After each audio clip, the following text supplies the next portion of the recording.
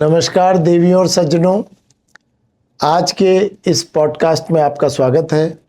आज हमारे बीच में एक ऐसी शख्सियत है जिन्होंने हॉलीवुड से लेकर बॉलीवुड तक, लेखन से लेकर टेक्निकल एनिमेशन तक, जिन्होंने यूनिवर्सिटी ऑफ मिशिगन से अपना ग्रेजुएशन किया और आज पर्दे के पीछे अपना बहुत बड़ा योगदान हिंदी सिनेमा में कंट्रीब्यूट कर रहे हैं। तो आज हम बात करेंगे आशीष जी से। ये अपने बारे में बताएंगे कि इनका विदेश से लेकर देश तक का सफ़र, हॉलीवुड से लेकर बॉलीवुड तक का सफ़र और अब उत्तराखंड में भी काम करने की जो इनकी इच्छा है, इस बारे में हम इनसे चर्चा करेंगे। स्वागत है आशीष जी आपका। धन्यवाद, नमस्कार।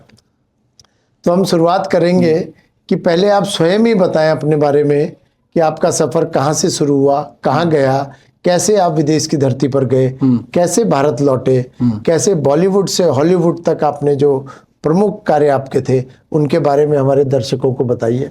ये उस टाइम की बात है जब ज़्यादातर मेरी उम्र के लड़के सब आईआईटी या मेडिकल सेक्टर्स में ज़्यादा भाग रहे थे और मैं कानपुर में पढ़ा। तो उस वक्त जो मैथ में बहुत इंटेलिजेंट होते थे वो आईआईटी चूज़ करते थे, जो बायो में होते थे वो सब मेडिकल में आते थे। और उस टाइम पे मेरा ये था कि मैं कुछ यूपीएससी वगैरह करूँगा, पढ़ने में तेज़ था। और उसमें एक मैगजीन आती थी उस टाइम पे, प्रतियोगिता दर्पण, दैनिक जागरण की तरफ से, शायद दैनिक जागरण की तरफ से। तो उसमें पहली बार सिनेमा के आर्टिकल्स आना चालू हुए कि कैसे आप सिनेमा के लिए भी कॉलेज है, ये पता ही नहीं था। तो कॉलेज में एडमिशन कैसे होता है और उसका प्रोसेस क्या है। तो जहाँ मैं पढ़ रहा था मैथमेटिक्स, लेकिन इंटरेस्ट इधर आने लगा। तो इंटरेस्ट जब इधर आया तो ये था कि अब तो यही करना है। तो फिर पढ़ाई में थोड़ा कम ध्यान होने लगा। तो फिर उसके बाद मार्किंग बिगड़ी नहीं, 86% ऑलमोस्ट मुझे आई थी 12वीं में। उसके बाद फिर मैं यहाँ आया दिल्ली कॉलेज ऑफ आर्ट, और वहाँ पर कॉलेज कॉन्सेप्ट आर्ट, डिज़ाइन और फिल्म मेकिंग, ये सारे पर्सपेक्टिव्स पे स्टडी चालू हुई। और पहला शो मैंने तेनाली रामा किया, जो एक 2D एनिमेशन शो था। और उस वक्त पेंसिल से एक कैरेक्टर को एक्टिंग करवाना, वो स्माइल भी कर रहा है और हम लोग एक फ्रेम ड्रॉ करके उसकी उससे परफॉर्मेंस निकालना, ये एक बहुत इंटरेस्टिंग जॉब था, क्योंकि हमें ही एक्ट करना, हम ही अपना एक्शन को उस पेपर पे ड्रॉ करके और फिर उसको टीवी पे लेके आना। तो इस तरीके से मुझे लगा कि अरे मेरे अंदर तो एक एक्टर है जो पेंसिल के थ्रू बाहर निकल रहा है। तो वो दरअसल एक्टर नहीं है, वो दरअसल आपका एक फॉर्म ऑफ स्टोरी है। और वहाँ से जर्नी शुरू हुई। हालांकि तब तक इस पूरे रीजन में वो बहुत कम लोग थे जिनको पता भी था कि एनिमेशन क्या होता है या विजुअल स्टोरी टेलिंग क्या होती, किसी को नहीं पता था। एनिमेशन उस टाइम इंडिया के लिए बहुत नया था, अब तो बहुत बड़ा हो गया, गेमिंग बहुत बड़ी हो गई। आपकी 2 पुस्तकें जी प्रमुख रूप से बेस्ट सेलर रही हैं, जी, उनके बारे में कुछ बताना चाहेंगे? हाँ बिल्कुल। तो आइंस्टाइनवा मैंने लिखी थी, मुझे लग रहा है 2022 में वो लिखी। मैंने लिखना चालू किया था 2015 से। और क्योंकि फिल्म कर रहा था, उस टाइम तक मैंने कम से कम 25 से 30 फिल्में की थी। और तब वो पहला जो उसकी राइटिंग थी वो ये थी कि स्क्रीन प्ले लिखते हैं और इसको सीरीज़ बनाएंगे। और तब सीरीज़ का चलन भी नहीं था, क्योंकि हॉलीवुड में उस वक्त तक सीरीज़ बनना शुरू हो गया था। आप ज़्यादातर देखेंगे तो HBO के शोज़ वगैरह में वो सब कुछ बन रहा था जो आज हम लोग हिंदी सिनेमा में बना रहे हैं। और उसके बाद ये किताब मैंने लिखी, और किताब एक लड़के की कहानी है। और पता नहीं फर्स्ट टाइम राइटर होने के नाते वो कैसे बेस्ट सेलर हुई मुझे भी नहीं पता, लेकिन जब भी कोई पढ़ता है तो आज भी उसकी कॉम्प्लीमेंट्स आते रहते हैं कि हाँ एक बेहतरीन लिखी हुई है। और दूसरी किताब राज भंडार है। राज भंडार भी प्लान यही है कि हम उसको एक फीचर में लेके आएँ, क्योंकि अल्टीमेटली एक फिल्म टेक्नीशियन होने के नाते यही है कि हम हर चीज़ पर्दे पे उतारना चाहते हैं। आपने आरआरआर, रावण, बॉर्डरलैंड्स जैसी फिल्मों में काम किया, इनके अनुभव को शेयर करना चाहेंगे? या बिल्कुल, ये तीनों प्रोजेक्ट बहुत बड़े स्केल के प्रोजेक्ट हैं। अगर मैं रावण की बात करूं तो रावण 2011 में रेड चिलीज़ में जब मैं ज्वाइन हुआ तो उस समय वो भारत की पहली सबसे बड़ी वीएफएक्स फिल्म हुई, और जो उसमें टेक्नोलॉजी इस्तेमाल हुई थी वो किसी ने एक्सपेक्ट नहीं किया था, क्योंकि शाहरुख खान एक ऐसे शख्सियत थे जिन्होंने सोचा कि ये इंडिया में भी किया जा सकता है, और वो सोच के मैट्रिक्स के टेक्नीशियन इंडिया आए और उनके साथ हमने काम किया, और वो फिल्म बनी उस तरीके से। हालांकि वो फिल्म एक बार शूट हो चुकी थी, दोबारा शूट हुई, और वो इसीलिए हम आज भी उसको बोलते हैं कि टेक्निकली वो फर्स्ट विजुअल इफेक्ट्स फिल्म है जो इस इतने लार्ज स्केल पे बनी। और आरआरआर तक आते आते तो टेक्नोलॉजी इतनी इन्वॉल्व हो चुकी थी सिनेमा में, और या कहें इतनी इवॉल्व हो चुकी थी सिनेमा में कि आप बहुत सारे रिग्स, बहुत सारे अलग अलग तरीके के कैमरास, बहुत अलग अलग तरीके की टेक्नोलॉजी आप फिल्म में इस्तेमाल कर रहे थे, और जो बहुत सिनेमा को एक डायरेक्टर के लिए, एक राइटर के लिए बहुत आसान बनाता है कि एक आप सीन देखते हैं जिसमें वो शेर का मुंह रोकता है, राइट, फिर वो सीन इमेजिन करना और उसको उतना ही रियल बनाना। और यही एक दूसरा पॉइंट है कि जब आप विजुअल स्टोरी टेलिंग पढ़ते हैं तो एक तरीके से वो विजुअल पोइट्री है, तो जो लिखने का काम है वो लगभग लगभग वैसे ही है जो आप विजुअली क्रिएट करते हैं। वहाँ भी आप एक तरीके से एक सीन लिख ही रहे हैं। तो आर्ट और टेक्नोलॉजी का ये बड़े अच्छे एग्जाम्पल हैं, चाहे वो बॉर्डरलैंड्स हो, चाहे वो आरआरआर हो, चाहे वो रावण हो। बहुत सारे लोगों को लगता है कि आर्ट में टेक्नोलॉजी नहीं है, लेकिन टेक्नोलॉजी और आर्ट का जो कॉम्बिनेशन है वो आज बहुत बेहतरीन सिनेमा बना रहा है। और उसके बहुत सारे एग्जाम्पल हैं, ये तो 3 एग्जाम्पल आपने दिए, बट बहुत सारे और एग्जाम्पल हैं जो आप देखेंगे तो आपको लगेगा कि कैसे अवतार बन सकती है एक पूरी की पूरी सीजीआई फिल्म जिसमें एक्टर्स रियल है, बट उसको ट्रांसलेट कैसे किया एक सीजीआई ज्योमेट्री में। तो कुल मिला के जो एआई का, जिस आर्टिफिशियल इंटेलिजेंस की हम बात करते हैं, इसका क्या रोल आप देखते हैं भविष्य के सिनेमा में? ये इस पे अभी कुछ कह पाना तो बहुत जल्दी होगा, क्योंकि ये एक ऐसी टेक्नोलॉजी है जो अभी भी इवॉल्व हो रही है, मतलब बन रही है, ये अपने चरम पे नहीं पहुंची हुई है। तो बट अभी अगर इसका एक आंसर हो सकता है तो मुझे लगता है ये एक इंग्रेडिएंट है। जैसे आप खाना बनाते हैं तो उस खाना बनाने में एक खास तरीके की चीज़ जो ज़रूरत पड़ रही है वो है, उस तरीके का एक इंग्रेडिएंट है जिसको आप सिर्फ इस्तेमाल कर सकते हैं अपने सिनेमा को बेहतर बनाने के लिए। उसका एक एग्जांपल बताता हूँ। पहले जब हम एक लेमैन की तरह एक फिल्म सोचते थे तो पेपर में लिखते थे, और पेपर में लिखने के बाद वो फिल्म किसी प्रोड्यूसर को उसी तरीके से विजुलाइज करा पाना बहुत मुश्किल काम था। आज एआई ने एक ऐसा डोर ओपन किया है जिसमें कोई भी एक आदमी अपने आइडिया को विजुअली रिप्रेजेंट कर सकता है, और ये पहले कभी नहीं हुआ, दुनिया में कभी नहीं हुआ। और एआई एरा आप इस तरीके से भी देखें कि एआई में जो एआई का जो फिल्म में इस्तेमाल है वो फिल्म को और आसान बनाने वाला है।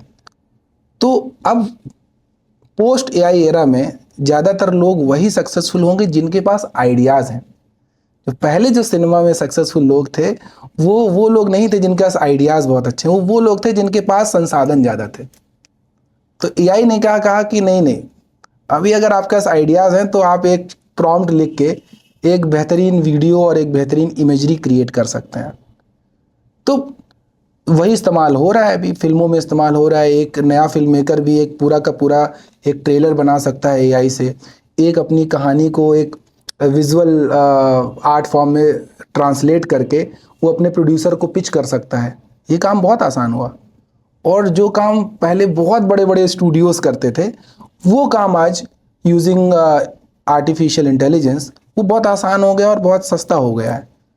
तो वो क्रिएटिविटी को कहीं ना कहीं सपोर्ट कर रहा है। तो मेरे लिए तो वो बहुत पॉजिटिव पॉइंट है, क्योंकि अगर मेरे पास कोई एक आइडिया है और मैं उसको आसानी से बना पा रहा हूँ बिना मल्टीपल एफर्ट्स डाले हुए, तो आई थिंक वो कहानी के लिए भी अच्छा है और वो सिनेमा के लिए भी अच्छा है, क्योंकि और आपको नई कहानियाँ मिलेंगी। हमारे जो रिसर्च टीम के हेड है आयुष जी जी उन्होंने आपके बारे में जो जानकारी इकट्ठी की है उसमें ये भी है कि आप बहुत अच्छे गीतकार भी रहे हैं और आपने कुछ गीत भी लिखे हैं, तो कुछ गुनगुनाना चाहेंगे उसमें से कोई 4 पंक्तियाँ? गीतकार तो ये क्या बोलते हैं, नहीं बोलूँगा मैं अपने आप को, क्योंकि गीतकार एक बहुत बड़ा ये है, प्रोफाइल है।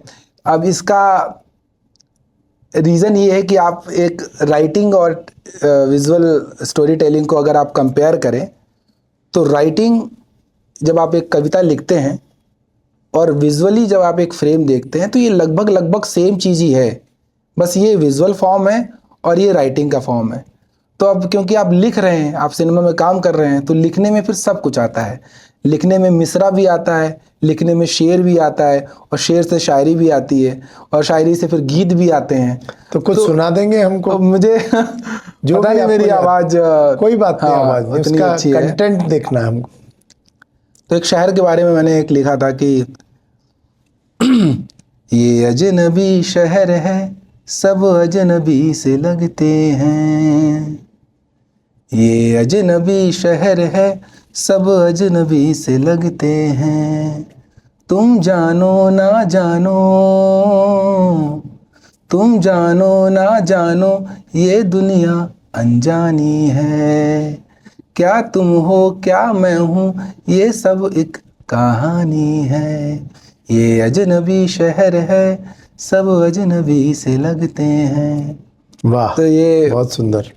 पोइट्री है, रिलीज नहीं की मैंने, बट ऐसा ही बस ये हर एक चीज़ पोइट्री है। कहानी भी एक पोइट्री है। वो बड़ा स्ट्रेट फॉर्म है पोइट्री का जो हम बनाते हैं, लेकिन कहते हैं सबसे मुश्किल पोइट्री है, पोएट्री सबसे उससे भी मुश्किल शेर है।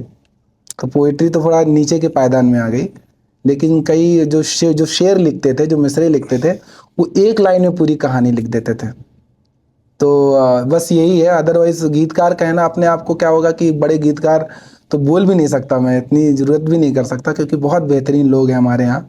हाँ, लेकिन एक अच्छा कहानीकार बनने के प्रोसेस में हूँ, और उसके लिए बहुत पढ़ाई करनी पड़ती है। बहुत सारी किताबें, मुझे लग रहा है कुछ 2-2.5 हज़ार किताबें तो पढ़ चुका हूँ, पता नहीं भी कितनी किताबें बाकी हैं।